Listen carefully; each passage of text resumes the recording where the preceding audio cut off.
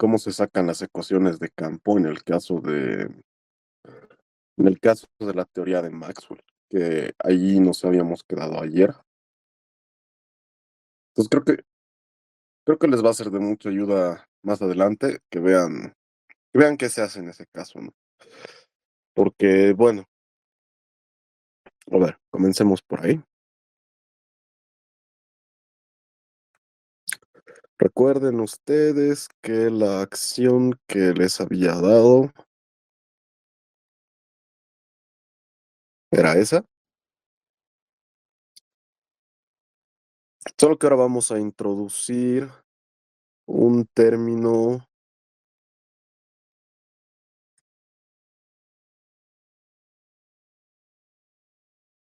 de fuente, ¿ok? Este término no lo había mencionado antes y se debe a la interacción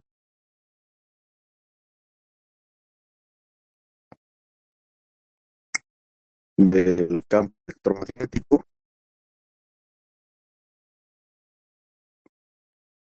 con, con las cargas, ¿ok?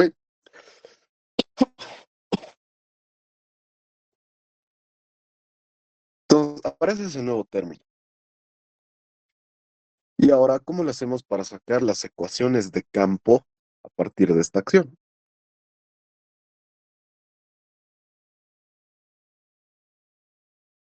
Naturalmente que hay que sacar la variación.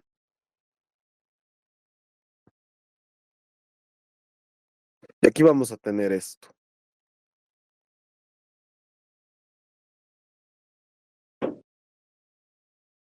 menos, ahí por si acaso, J, que es el vector de corriente en el espacio de Minkowski, eh, no estamos sacando la variación respecto a J, porque además J es ajeno a la teoría electromagnética. Para describir J necesitamos mecánica estadística, física de estado sólido, depende de depende de dónde aparezcan esas cargas, ¿ok? Entonces, cuando nosotros le sacamos la variación a este término, J no importa,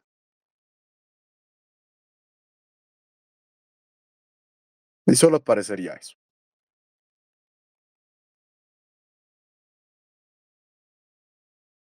¿ok? Bueno,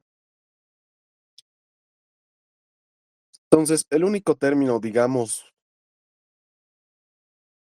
no trivial va a ser ese, porque acá la variación respecto al campo dinámico, que es el vector de potencial electromagnético, ya está factorizado. Entonces tendríamos que sacar algo así de acá también, lo cual, bueno, no es nada difícil.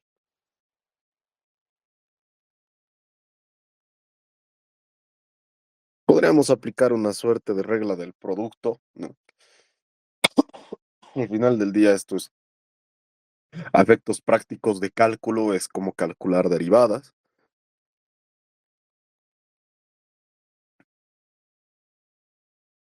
Entonces lo que va a aparecer es esto.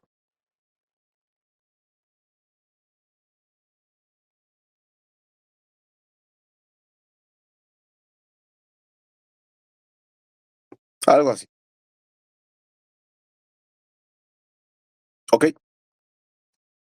ahora, aquí necesitamos introducir el tensor métrico para explicarles el siguiente paso.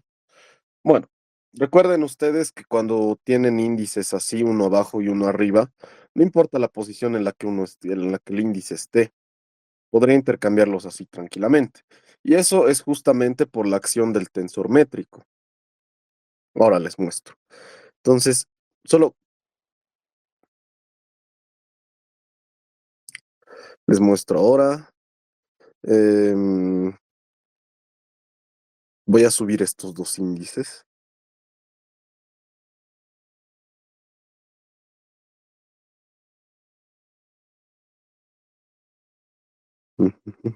Esto es así.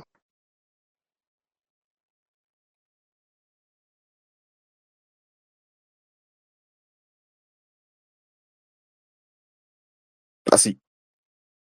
Y este otro término lo voy a dejar tal cual. Bueno, entonces lo que estoy haciendo acá es simplemente reescribir esto como si estuviera subiendo los índices, ¿ok? Como si con la acción del tensor métrico, que en este caso como hay 2 índices, necesito que 2 tensores métricos actúen. Entonces estoy recuperando esa forma, ¿ok? Uno por cada índice. Ahora, ¿qué es lo que va a pasar acá? Podría tomar esta parte y eso le está subiendo los índices.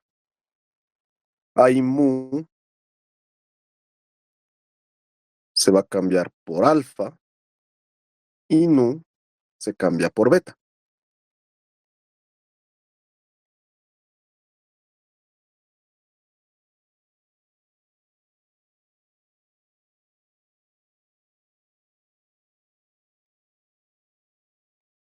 Y este término queda intacto.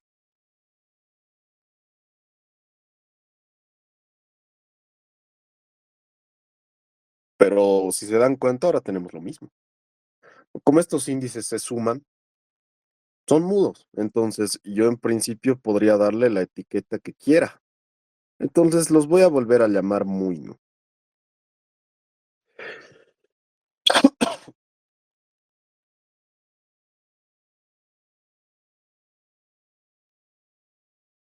Que es exactamente lo mismo que este término de acá. Por lo tanto, me va a aparecer un 2 aquí adelante.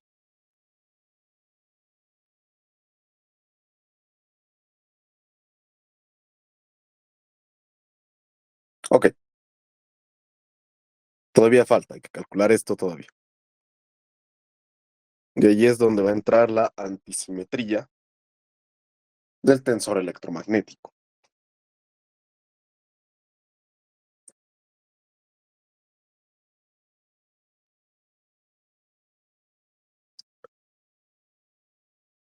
Vamos a escribirlo explícitamente, como lo que es,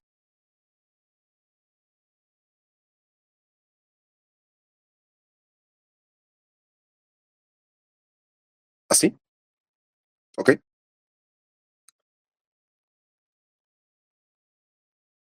Recuerden ahí que las variaciones conmutan con las derivadas.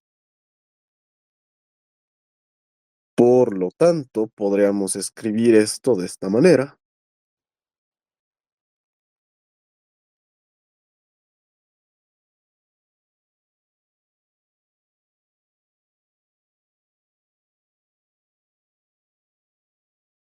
Así. Ahora vamos a hacer un pequeño paso más. Voy a abrir esto completamente.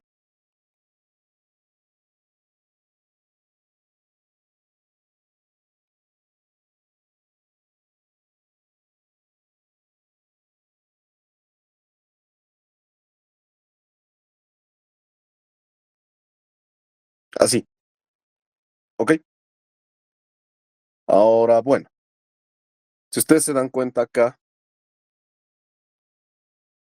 me queda una variación respecto a mu. Voy a cambiar esos índices, solo para que me quede la forma de ecuación que no podría encontrar de forma más habitual en los libros. Entonces, lo que me queda acá es una variación respecto a nu. De algún modo tendría que deshacerme de esto y que este mu se convierta en nu. Pero ahora, ¿cómo podríamos hacer eso?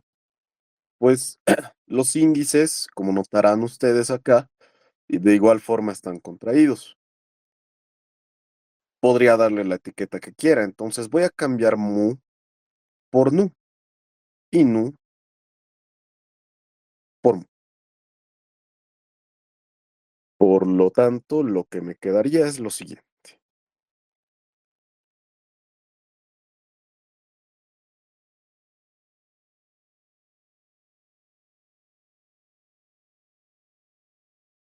Y ahí ya aparece lo que quiero que me aparezca. Ahora, hay una cosa más que yo podría utilizar, y es que el tensor electromagnético es antisimétrico, entonces yo acá podría tranquilamente cambiar los índices, es decir, que me aparezca un mu, y a cambio lo que tengo que hacer es pagar con una monedita, cambiar el signo de adelante.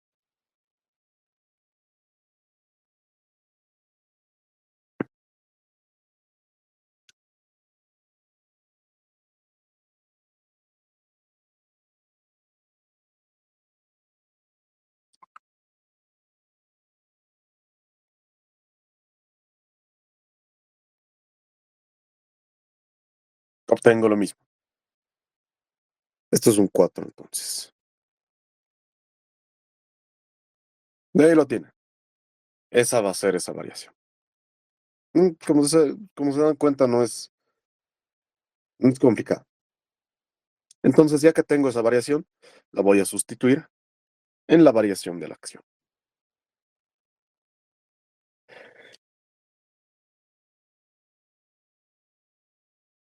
El un cuarto desaparece y lo único que me quedaría es este término de acá, entonces.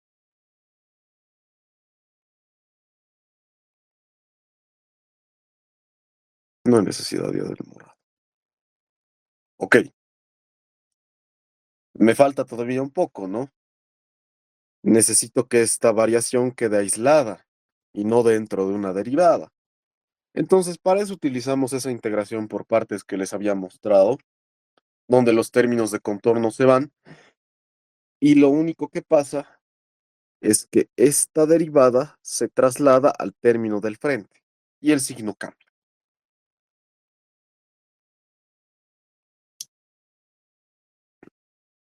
Entonces, aparece un signo positivo y la derivada del tensor electromagnético. Factorizando los términos, lo que tendríamos es eso de ahí.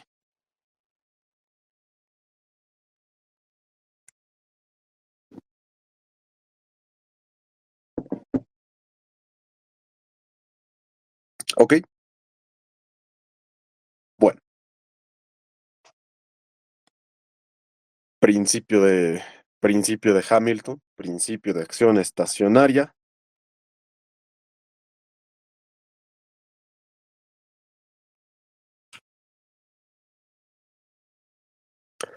Esto tiene que ser igual a cero.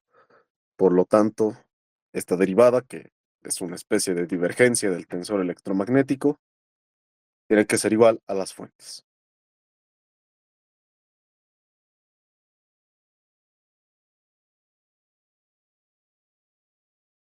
Y ahí está. Estas son las ecuaciones inhomogéneas de Maxwell.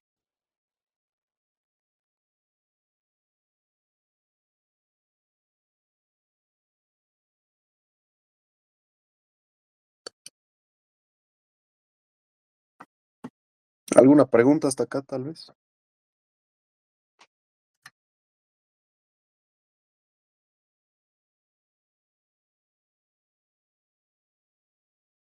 Ok, un cachito, por favor.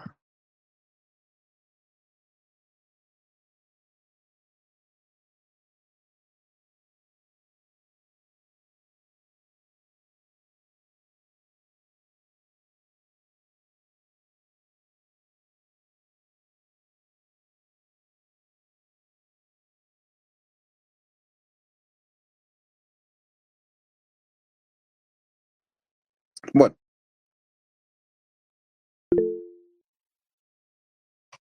ok. Ahora, ¿qué onda con las ecuaciones homogéneas de Maxwell? Porque Gabo, hay una, del principio, Darío, dime. eh, hay una pregunta, no sé si quieres que la lea, perdón. Ah, sí, Así sí, si quieres por te doy una mano con eso.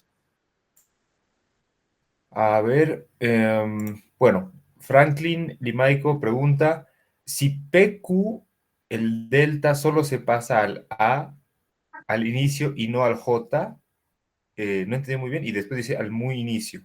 Y bueno, también Daniel menciona que el índice de delta de A debería ser new. Me imagino que se refiere a si por qué el delta solo se pasa al A al inicio y no al J. Ah, sí, esa es la pregunta. Ah, ¿por qué se ¿Por qué toman el delta afecta? variaciones respecto a y no a J? Bueno, lo que les decía, ¿no? Que J es un campo externo al electromagnetismo, es solo una fuente, nada más.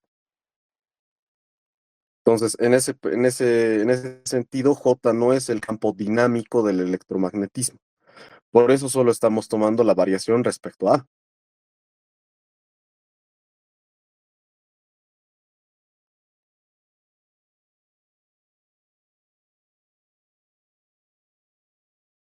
Ok, Y también, bueno, hay un comentario que menciona el índice de delta de A debería ser new. cierto, aquí en lo último. Así es.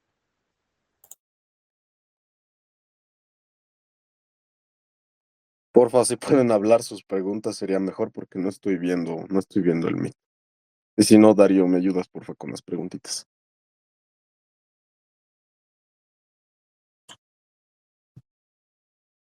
Gracias.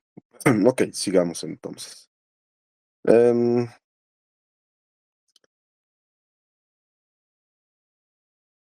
entonces les pregunto yo a ustedes, ¿de dónde podríamos sacar las ecuaciones homogéneas de Maxwell? Por si acaso acá por ecuaciones inhomogéneas, si es que alguien capaz no me entiende, me refiero a estas.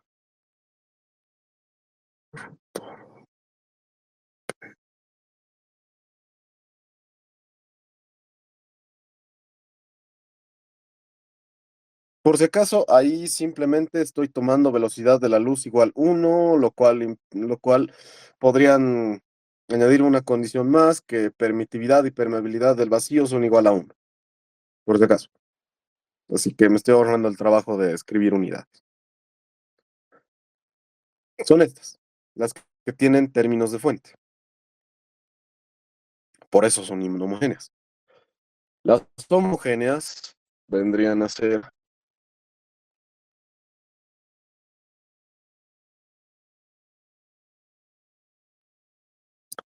y esa es la ley de Gauss para el magnetismo, ¿no? Y la ley de Faraday también.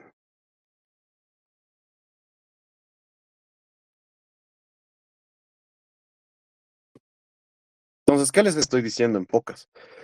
Que en esta ecuación, en la que acabamos de deducir, se condensa estas dos ecuaciones.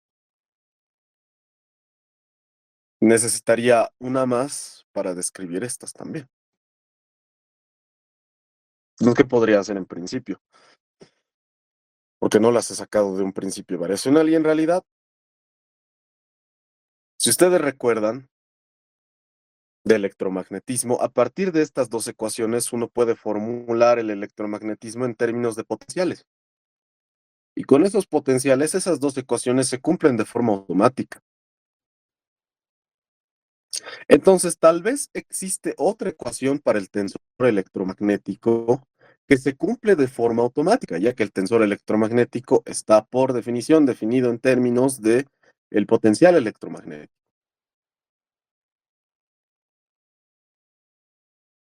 Sería el análogo a decir el rotor de cualquier campo conservativo siempre es cero. Es una identidad.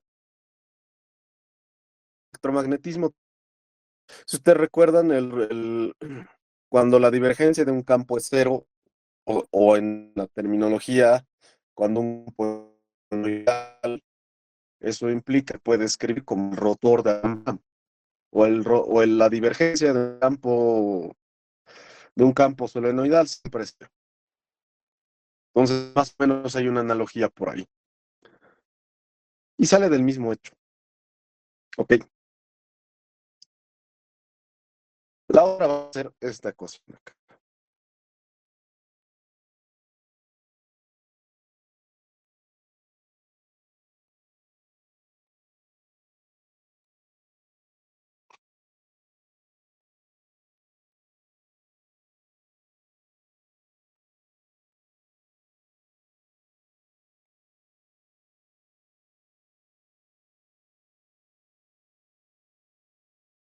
Se conoce como identidad de Bianchi.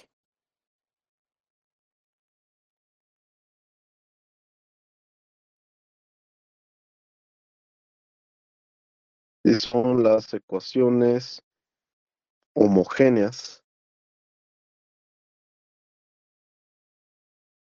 de Maxwell.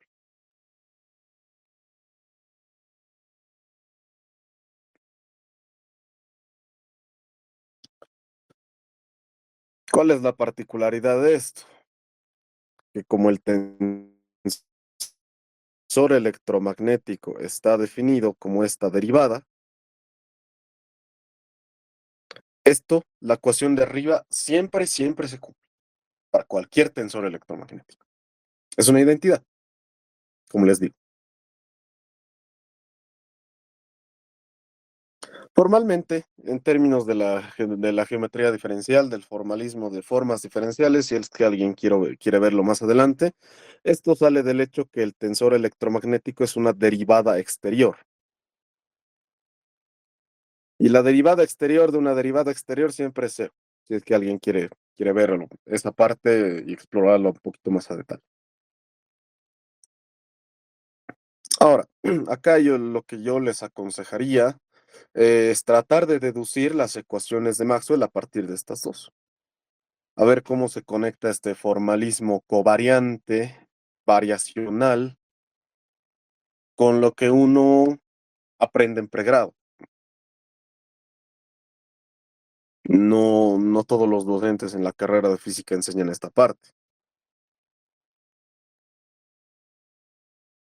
Y a veces no da el tiempo y los que sí lo ven no lo ven bien, porque tienen que correr. ¿Ok? Entonces, vean, intenten conectar este formalismo del electromagnetismo con lo que uno suele ver en cursos normales de electromagnetismo. Bueno, así es como se deduciría la ecuación de campo entonces, que debe ser complementada con esta identidad de Biot.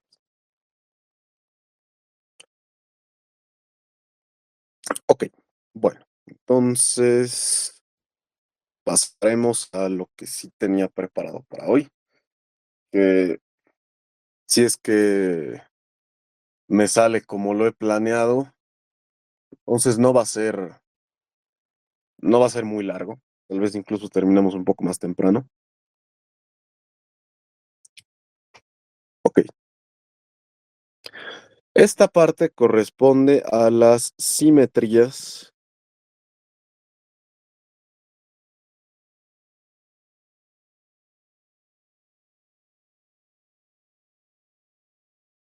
de un campo.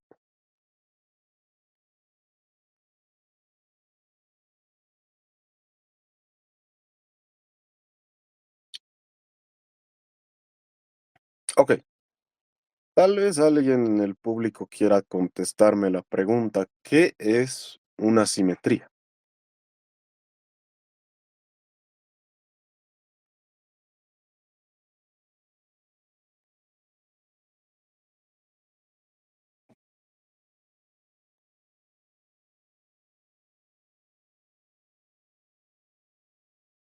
Ok, no sé si son tímidos o si no saben la respuesta.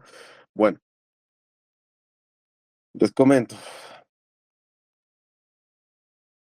Les voy a pedir que consideren ustedes una pelota de fútbol. Bueno, una pelota en general. Que es de un solo color. Tiene el mismo color y no tiene ningún diseño.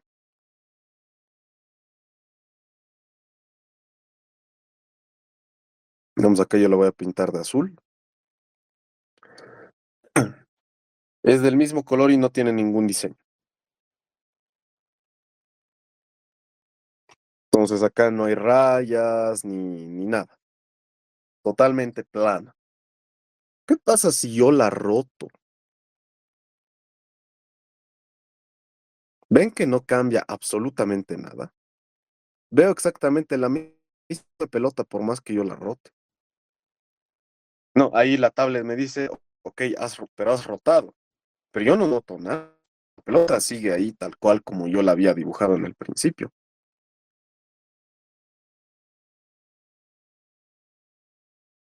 Volveremos a rotar. No cambia nada.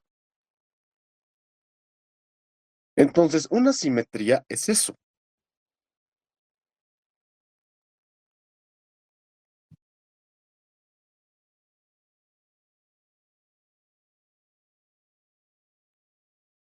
Una simetría es una transformación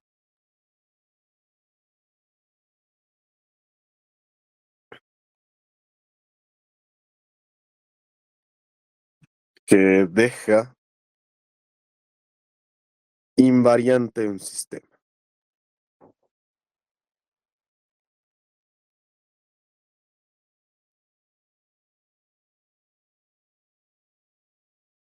Como la pelota. Y cuando ustedes analizan bien una pelota tridimensional, es aún más sorprendente todavía, porque lo que les he mostrado ahora es un disco en realidad, ¿no? Que solo lo puedo rotar en el plano. Cuando ustedes tienen la pelota, la pueden rotar respecto a la dirección que se les dé la gana.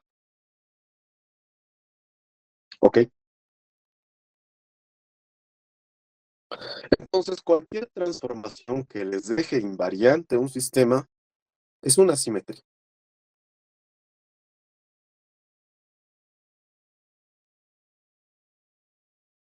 Ahora, no sé, yo me parece que como auxiliar del electromagnetismo por bastante tiempo, a algunos docentes le calificaban, digamos, ustedes tenían dos semiesferas, digamos, conductoras, una sometida potencial B y otra menos B. En la nomenclatura, en la terminología que ellos manejaban, lo que decían ellos, este problema tiene simetría esférica, por ejemplo, lo cual no es del todo, porque cuando ustedes notan esto, ya veo cambios. Veo que esa división entre los dos discos cambia el sistema. Desde ese mismo sistema de referencia. Obviamente la física, le hago una notación, no va a cambiar, pero hay un sistema de referencia desde el que es más fácil analizar las cosas. No quiere decir que sea preferencial, la física es la misma, pero ya veo cambios en el sistema. Ya no es la misma bola. La forma en la que esto cambia ya me dice que no es una simetría esférica, porque si fuera simetría esférica, en realidad podría rotarlo en la dirección que se me da, no notaría cambio. Pero acá notamos cambio. Entonces, esto no es una simetría esférica. La geometría del problema es esférica, la geometría, pero eso no quiere decir que tenga simetría esférica. No sé si me deja entender con esa idea. No, y eso es bastante usual. O bueno, he notado que es bastante usual en cursos de electromagnetismo. Yo no soy fan de eso, pero sí, no es una simetría, porque no me está dejando totalmente invariante el sistema. No tendría que haber ni un solo cambio para que sea una simetría.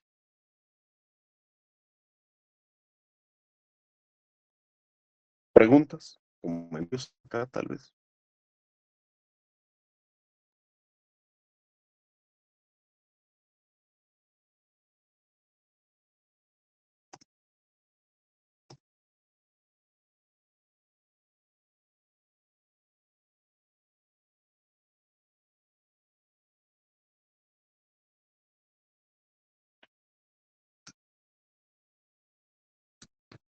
Una preguntita sobre las simetrías, por favor. Sí, Al ser, digamos, una simetría, una transformación, y he visto matemáticamente, se representaría mediante cualquier operación matemática. No, a eso vamos a entrar un cachito más adelante. Ah, ok, gracias. Ok, entonces, bueno.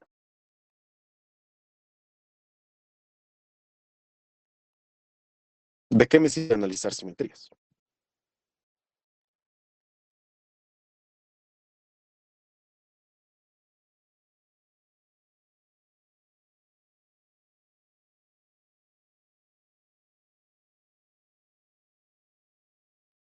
Y a ver más adelante, mañana. Primero, analizar simetrías siempre simplifica los problemas porque va a identificar la mejor perspectiva para analizarlos. Y eso me ayuda a simplificar varios pasos en algunos casos. Lo que se puede claramente en electromagnetismo.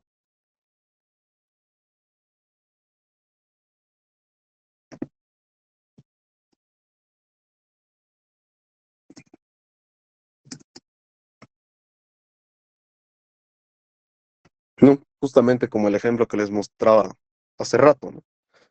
Cuando ustedes tienen este problema, donde el hemisferio de arriba está un potencial, el hemisferio de abajo está otro, podemos identificar una simetría a lo largo del eje vertical que es perpendicular a, a esta circunferencia que divide la esfera. Hay una simetría rotacional alrededor de eso. Entonces, si nosotros fijamos en principio este eje como el eje vertical, resolver el problema es mucho más fácil que en cualquier otro sistema de referencia, porque ahí se manifiesta de forma clara la simetría y el potencial solo depende del radio y de la coordenada θ, ya no dependería de phi.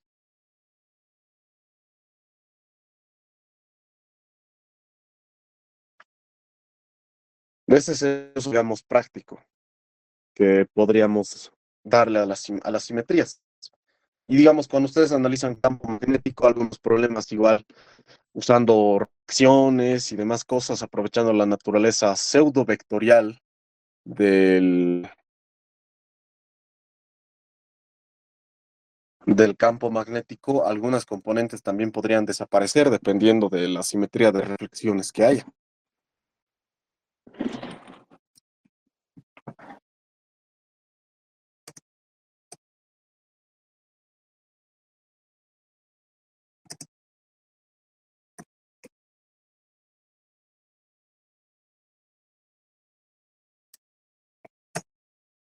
Pero ahora, exactamente para qué nos van a servir las simetrías? Para hallar leyes de conservación.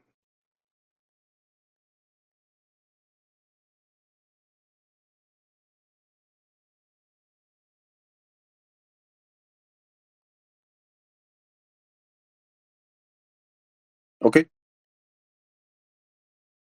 Bueno, lo vamos a ver mañana. ¿Cómo es que las simetrías se conectan con leyes de conservación? Y esto, por si acaso, solo aplica a simetrías continuas.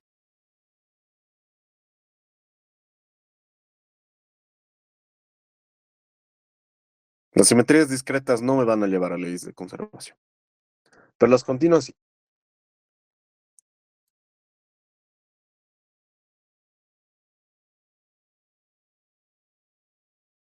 Ok, ¿qué más? Bueno, eso respecto a los comentarios previos de las simetrías. Ajá. Quiero hablar algo del principio de relatividad.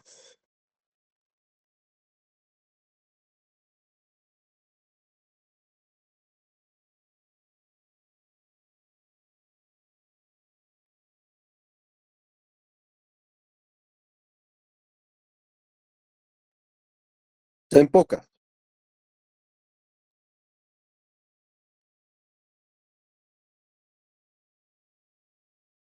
Las leyes de la física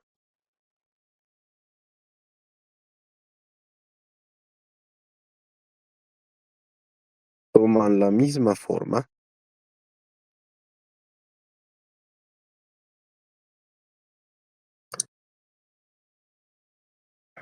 en todos los sistemas de referencia inerciales.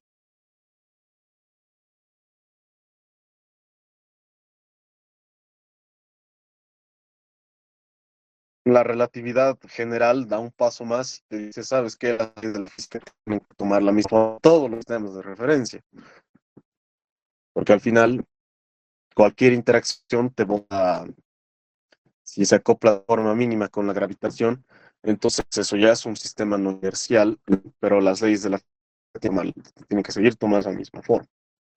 Por eso usamos tanto tensores en física, porque los tensores, de forma muy natural,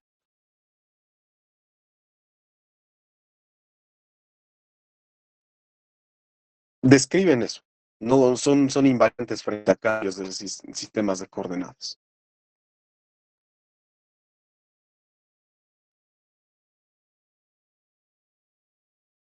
¿Ok? Bueno,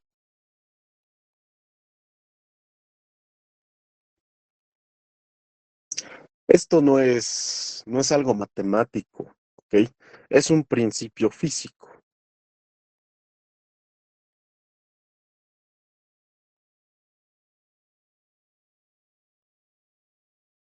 Es un principio físico que se deriva de la observación, de algunos experimentos pensados de Einstein y demás.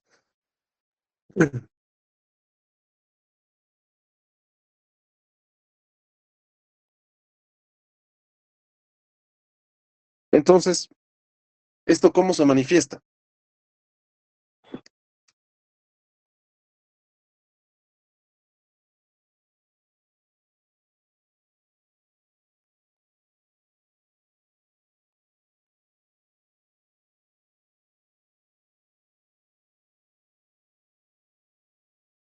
La acción debe ser la misma.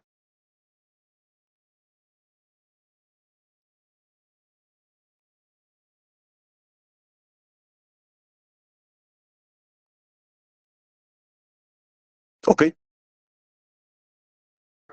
entonces, el principio de relatividad de forma matemática se va a manifestar a través de la acción. Entonces, si una teoría cumpliera con el principio de relatividad, cuando yo cambie de sistema de referencia inercial, voy a obtener exactamente la misma acción. ¿Ok? Lo que les decía ayer tiene que ser un escalar de Lorentz.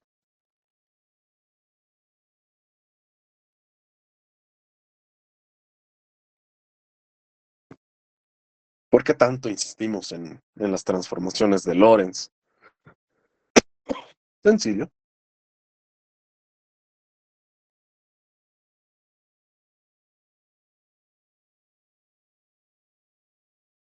En su forma más general, las transformaciones de Lorentz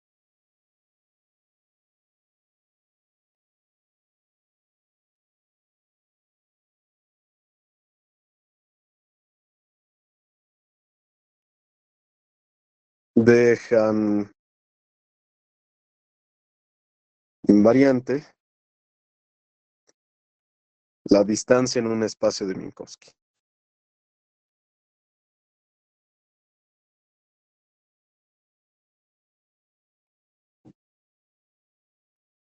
¿Ok? Entonces, ¿qué es lo que va a pasar?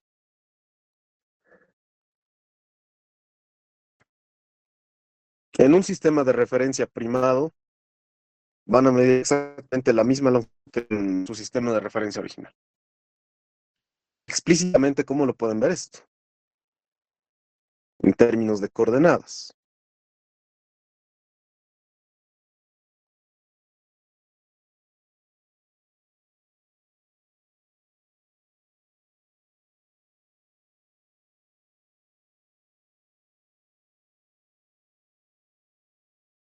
Así.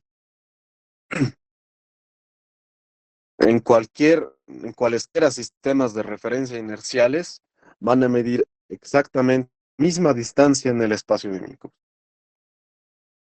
Siempre, siempre, siempre. Entonces, de hecho, vamos a pasar ahora a generalizar las transformaciones de Lorentz. Ya no va a ser simplemente un cuerpo moviéndose y que está limitado por la velocidad de la luz a no sobrepasar esa velocidad, que hay dilatación temporal, contracción espacial. Mm, no solo vamos a englobar eso, que eso sí preserva esta longitud. Si ustedes se dan cuenta, otra forma de preservar esta longitud también puede ser rotando el espacio. A través de una rotación espacial, esta parte se mantiene sin cambio y el tiempo no se lo considera en las rotaciones espaciales. Entonces, en principio, una transformación general de Lorentz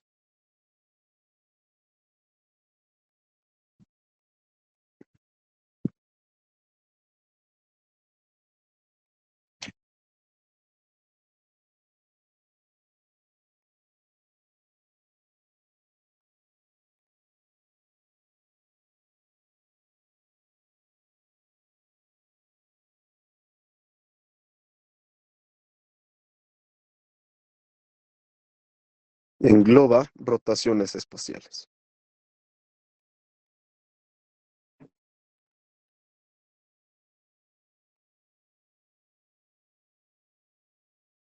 Y las transformaciones de Lorentz que uno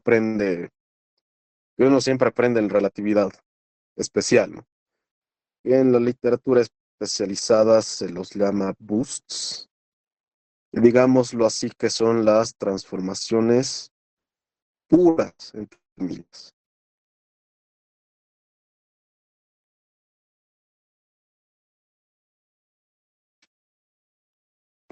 ¿Ok? Entonces ahí es donde entraría por gamma y el tiempo. La verdad es que no, ahorita no me acuerdo de las transformaciones de Lorentz. Pero ahí es donde aparece ese cambio de referencia. El cuerpo se mueve a velocidad constante respecto a otro. ¿Ok? Solo que para hacerlo lo más general posible, necesitamos nosotros englobar rotaciones espaciales. Que también deja invariante la distancia en el espacio de Minkowski, las traslaciones espaciales.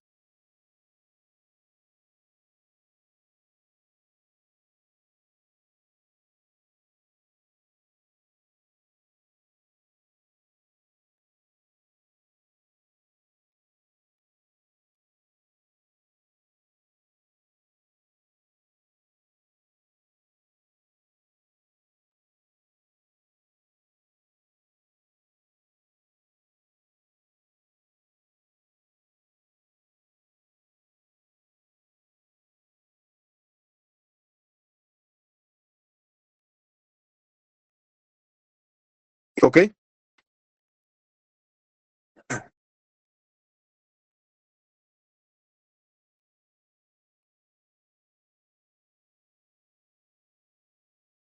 Una traslación espacial es simplemente mover mi origen.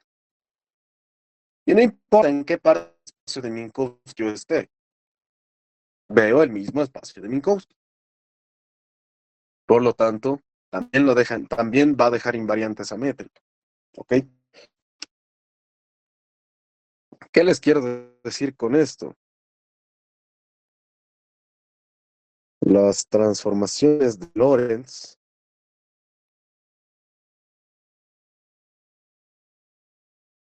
y las trasla... Ah, no, acá no son solo traslaciones espaciales, ¿eh? Son traslaciones espaciotemporales.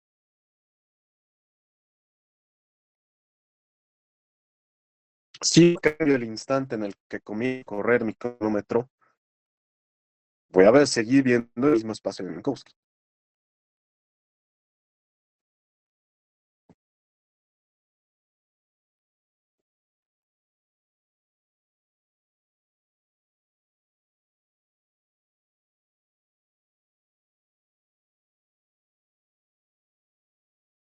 Entonces, como les decía, las transformaciones de Lorentz y las traslaciones espaciotemporales son simetrías.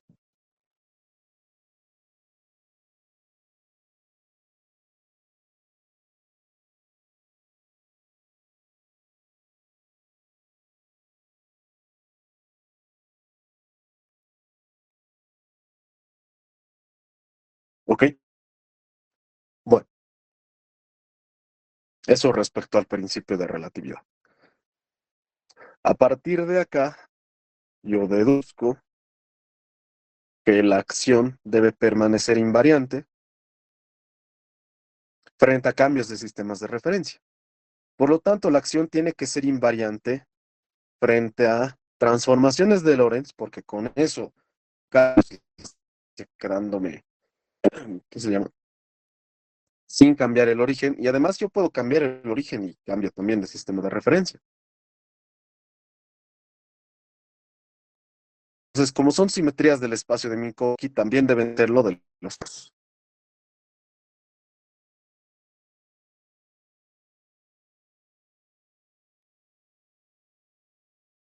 Entonces, una teoría de campos tiene que cumplir con todas estas simetrías. La física no puede cambiar si es que yo aplicara cualquiera de estas transformaciones. ¿Eso cómo se manifiesta? La acción va a ser la misma. ¿Ok? Bueno, entonces, seguiremos.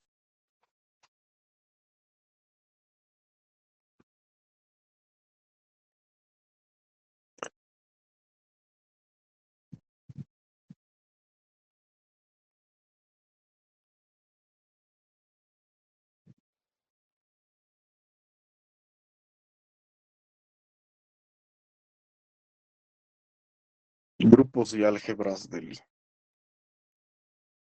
Un cachito, por favor, ahorita vuelvo. Me voy a tardar 2 minutitos.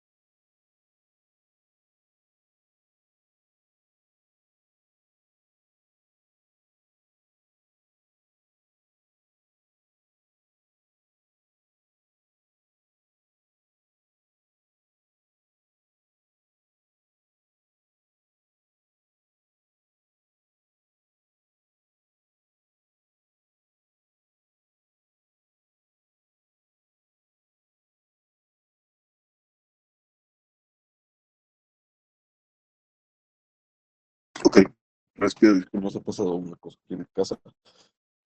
Continuaremos. Y ahora sí, de cierto modo voy a responder la pregunta que me han hecho hace rato. ¿Con qué operación matemática podríamos describir estas simetrías? Bueno, en general, las operaciones que describen una simetría van a ser representadas por transformaciones lineales, o sea, multiplicaciones matriciales y dos, cambios en el sistema de coordenadas.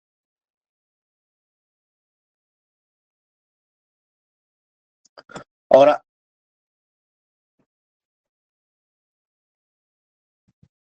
tal vez en algún curso de álgebra para introducirles la parte de grupos, que bueno, asumo que todos han visto estructuras algebraicas en su curso más básico de álgebra en la universidad.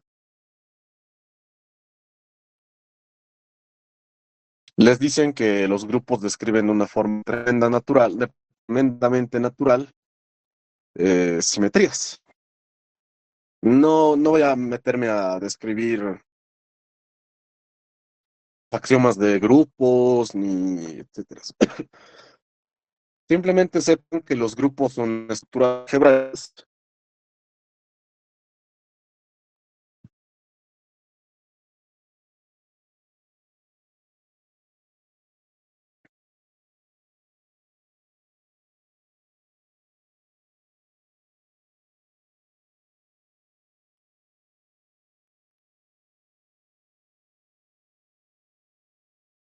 Son estructuras algebraicas que describen simetrías.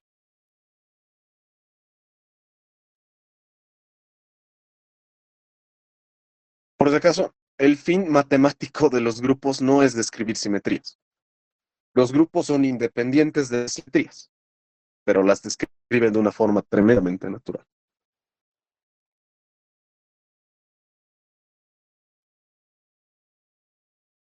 Ok, bueno.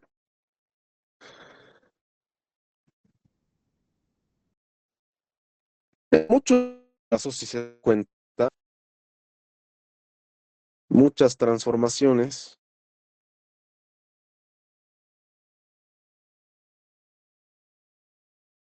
son continuas. Voy a decir forma de espacio continuo.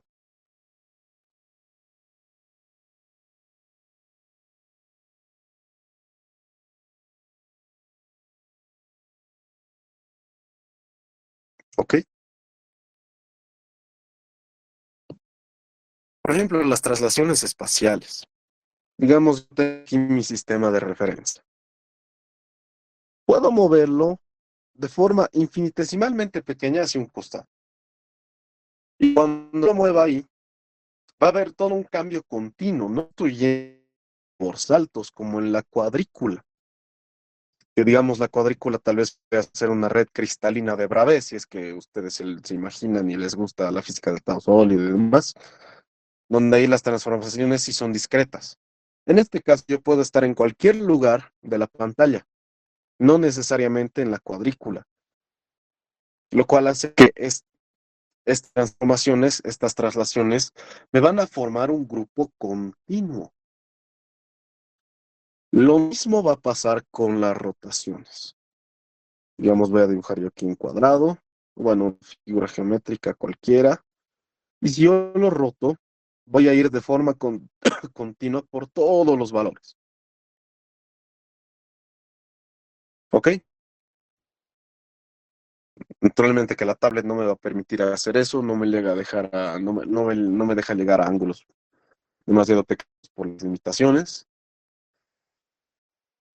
pero yo en principio podría rotarlo una cantidad infinitesimalmente pequeña de grados o la cantidad que quiera de grados. Va a ser continuo. Lo mismo con las transformaciones de Lorentz. Bueno, ya les he dicho, ¿no? Las rotaciones espaciales, las transformaciones de Lorentz. Entonces eso ya sería cierto tipo de indicador de que las transformaciones de Lorentz también forman un grupo continuo. a ver que lo mismo pasa con los boosts de Lorentz, ¿no? Los boosts, recuerden ustedes que dependen de una velocidad. La velocidad de, la velocidad del nuevo procesador. Y esa velocidad naturalmente puede ser que pertenece a un conjunto continuo. Es un espacio vectorial tridimensional que es continuo.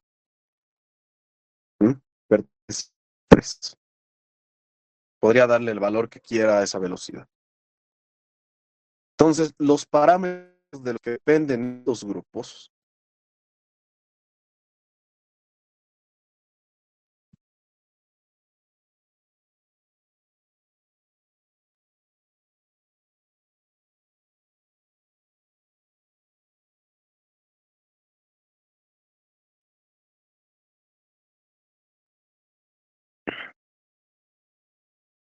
son continuos.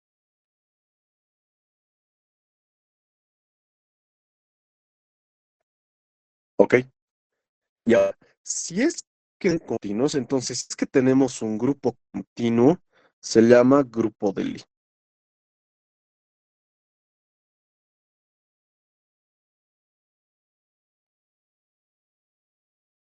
¿Ok? Eso es solo una nueva forma de nombrar a este grupo, a estos grupos, que son grupos especiales.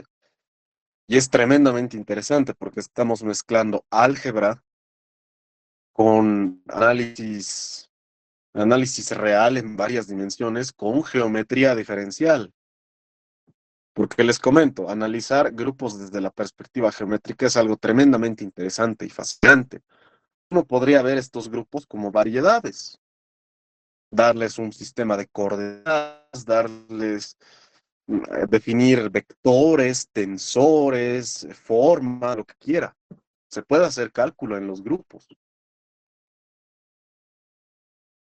Es posible analizar aspectos geométricos de los grupos, como en una esfera. Entonces, esta área es tremendamente interesante, ¿no? Yo ahora simplemente les estoy haciendo unos cuantos comentarios. Algo importante, ya que son continuos,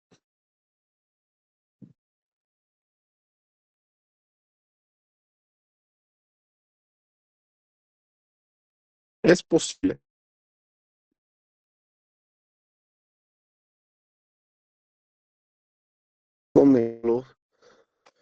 conectar la identidad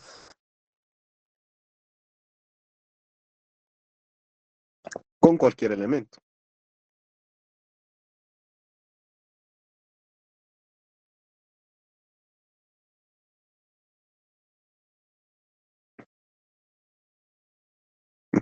Cualquier, la identidad la podemos conectar con cualquier elemento del grupo. Entonces, digamos, si estoy en un grupo de rotaciones espaciales, ¿no? Ustedes recuerden que las rotaciones espaciales se describen con matrices. No me acuerdo exactamente cómo era. Creo que es algo así. No, la verdad es que ahorita esa matriz no la tengo. Por si acaso lo voy a buscar. Eh,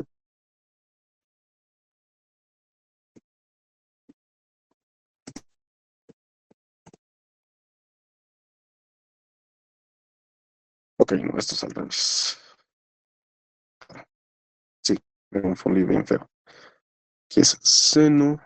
Aquí el signo negativo está acá. Seno, seno. Ok. En dos dimensiones, para hacerlo fácil.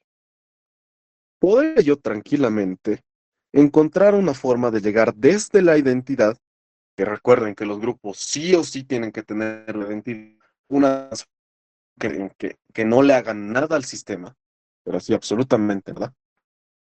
Ese nada también es una simetría, pero es una simetría trivial porque no le estoy haciendo absolutamente nada. Entonces yo en principio debería poder hallar una forma de conectar la identidad con cualquier elemento del grupo. ¿Ok? Entonces puedo conectar la identidad con cualquier rotación. Acá estoy eligiendo la representación de matrices, porque Por si acaso, también un grupo puede tener varias representaciones, se pueden definir, hay una teoría de representaciones de grupos, no matriciales, pero las matriciales son, digamos, las usuales, las más comunes, y la aplicación de una simetría podría en principio estar representada por multiplicaciones matriciales. ¿Ok?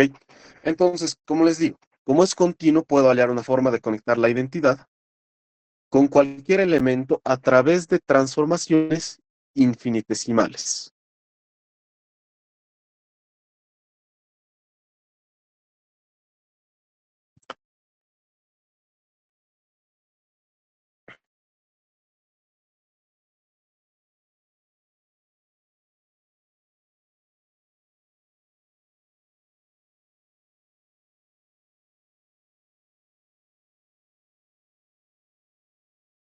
¿Ok?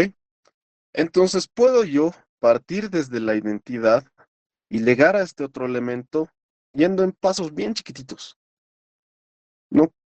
Que por sí solos no se notan, pero conforme vamos sumando todo, sí se ve un efecto. Como en una integral, por ejemplo, ¿no? Cuando ustedes quieren calcular la integral, pueden dividir todo esto en varios cuadrados y hacerlos más pequeños posible. Entonces tendría rectangulitos tremendamente pequeños. Por sí solos no hacen nada, pero cuando combinamos el efecto de todos esos rectángulos, me bota el área. Entonces lo mismo va, algo similar va para acá. Puedo conectar a través de transformaciones infinitesimales con cualquier elemento del grupo. Por sí solas esas transformaciones parece que no hacen nada, pero combinando su efecto, llego a conectarme a ese elemento. ¿Ok?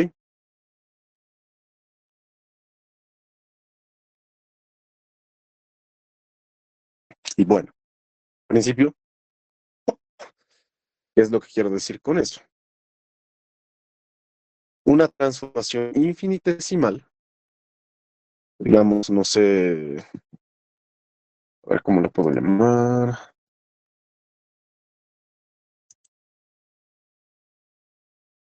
Transformación infinitesimal que va a depender de un parámetro muy, muy, muy, muy, muy chiquito. Podría representarla como la identidad, que no sé nada, más,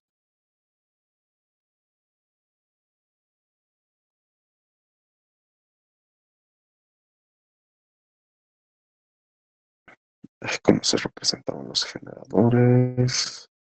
El mar omega. ¿Ok? Más una transformación tremendamente pequeña que depende del parámetro del grupo y de estos elementos que se van a llamar generadores.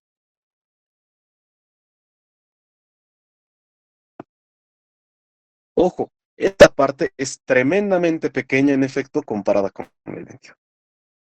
Por eso es infinitesimal. ¿Ok? Y estos generadores me van a ayudar a conectar la identidad con cualquier elemento del grupo. Véanlo como si estuvieran haciendo un desarrollo en serie de Taylor, ¿no? Cuando ustedes hacen un desarrollo en serie de Taylor, cuando hacen desplazamientos chiquititos, lo que va a pasar, digamos, tienen una función así, donde epsilon es algo súper pequeño, tienen la propia función identidad, no le han hecho cambios a la función, más, bueno, en este va a ser menos, algo tremendamente pequeño, epsilon por la derivada de la función. Y esto es súper, súper chiquitito. ¿Ok? Entonces, más o menos estos generadores van a corresponder a algo así que a la derivada de alguno de estos. ¿Ok? Más o menos algo así. Y estos generadores de...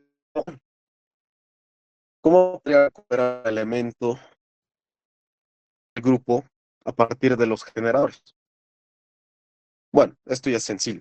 tendría que ir aplicando varias de estas transformaciones para hacerlo lo más pequeño posible. Entonces tendría que aplicarlas, lo voy a dividir entre por los generadores. Ok, para que sea lo más pequeño posible. Tengo que aplicarlas n veces también. Y tomar el límite infinito. ¿Qué es esto?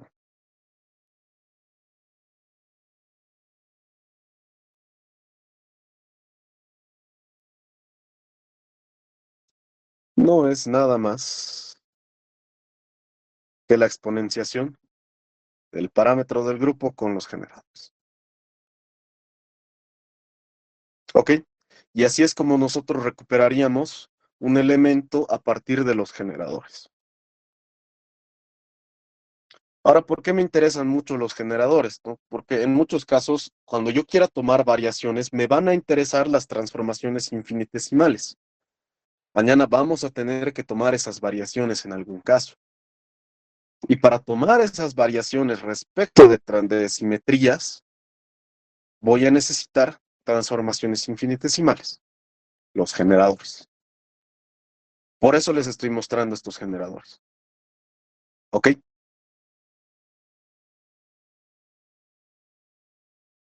Bueno, creo que con esto podríamos terminar por hoy. Y bueno, les daré una. Vamos viendo un poco de. Ay, me he olvidado decirles esto. Eh, Cuando ustedes combinan las traslaciones espaciotemporales con las transformaciones de Lorentz, este grupo se llama grupo de Poincaré.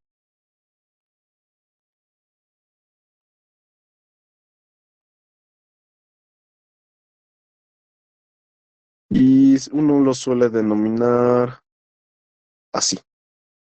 Esta es la nomenclatura para el grupo de Poincaré, que engloba transformaciones de Lorentz y traslaciones espaciotemporales. Todas las rotaciones espaciales uno les llama, en este caso que son de 2 dimensiones, SO2. Si fuera de 3 dimensiones va a ser SO3. No es porque le llaman así, porque tendremos que hacer varios cálculos para los que no hay tiempo, pero este es el nombre que se le da. Podrían investigar si quieren más adelante.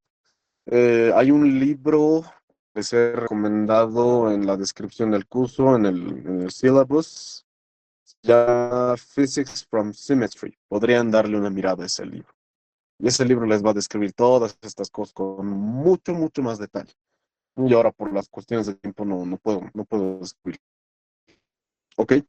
Entonces ahora les voy a dar, ya que hemos hablado de generadores, tenemos que hablar de álgebras de Lie. Los generadores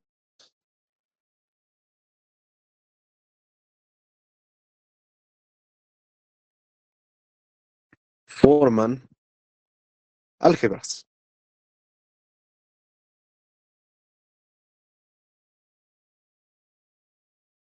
Con el usando el conmutador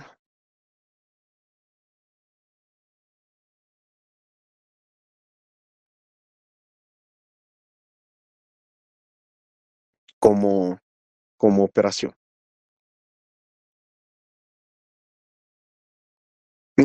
Que el conmutador de los operadores es una medida de qué tanto conmuta. Eso. Entonces, digamos, si yo tuviera generadores, si un grupo tiene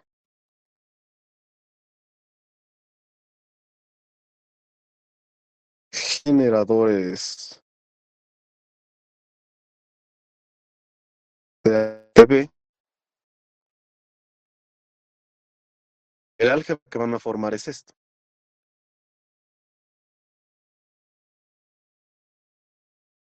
Y me va a botar unas cuantas constantes por un elemento del propio generador. Entonces, una cerrada. ¿Ok? Esto es lo que se conoce como un álgebra de Lie.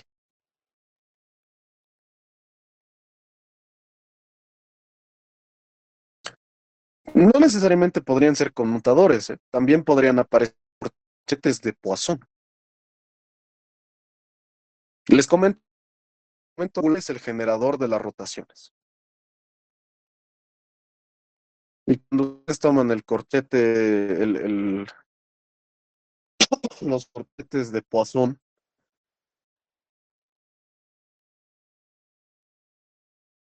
les va a botar eso. Entonces eso también forma una álgebra de Lie.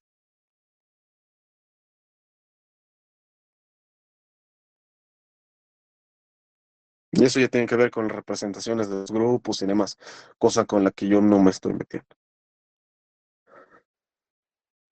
Ok, bueno, esto solo es para darles un pequeño comentario de cómo se manifiestan las simetrías y de cómo se las analiza. Lo primordial es que me hayan entendido por qué aparecen los generadores, cómo es que recuperamos elementos de un grupo a partir de generadores y por qué es que y por qué es que estamos analizando estas simetrías.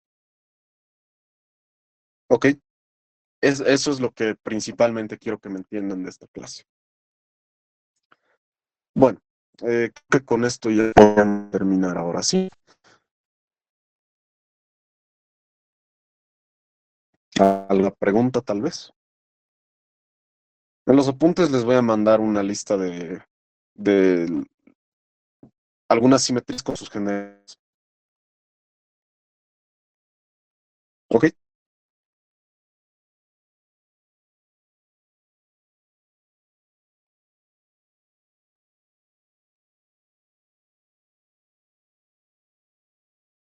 Bueno, entonces creo que podemos terminar por hoy y nos vemos mañana para la última clase donde vamos a hacer un puente entre... oh, bueno, Ah, perdón.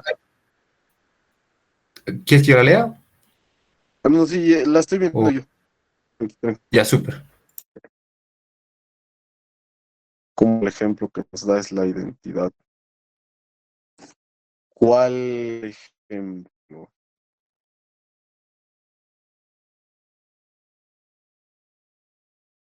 Bueno, lo que se habló de la identidad es que podríamos conectar la identidad con absolutamente cualquier elemento del grupo. En este caso, para SO2, para las rotaciones espaciales en dos dimensiones, entonces podríamos agarrar la identidad y conectarla a través de transformaciones infinitesimales con ese elemento del grupo, ¿no? Entonces, esto de acá es como un desarrollo en serie de Taylor. Ese es el ejemplo que referimos, ¿eh? Cuando tú expandes una serie de Taylor, donde acá es un parámetro tremendamente más pequeño que X,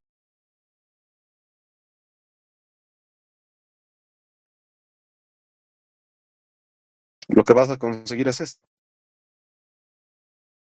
una aproximación lineal. Entonces, más o menos hay esta conexión, ¿ok? Entre esta parte y esta parte. Que, bueno, me parece que ese es el ejemplo al que te referís, no estoy seguro. Espero que con eso haya podido responder. ¿Te das cuenta? Estoy simplemente explicando la identidad de la función original, porque no estoy diciendo nada. En cambio, acá sí aparece este parámetro epsilon y la derivada. Entonces, más o menos es esa analogía entre ambos.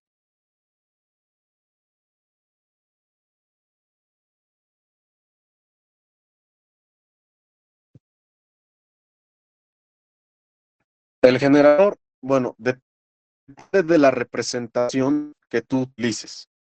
Podría ser, bueno, acá epsilon sí es un número, porque epsilon es el parámetro de la transformación. Entonces, si tú estás usando una representación matricial de grupos, el generador entonces va a ser una matriz también. Ahora, hay algunos casos en donde los generadores Esto con transformaciones, los generadores no van a ser matrices, sino van a ser operadores diferenciales.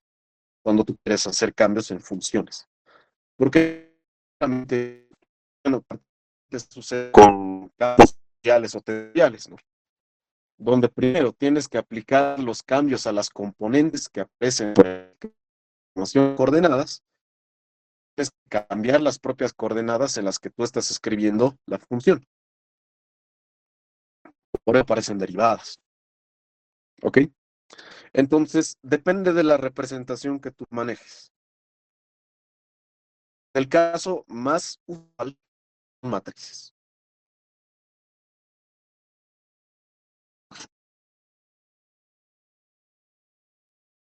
De nada. Bueno, entonces creo que paramos por hoy y nos vemos mañana. Se cuidan y hasta mañana. Espero que me hayan entendido. Gracias, hasta Chau, luego. gracias. De nada, nos vemos. Chao, chao.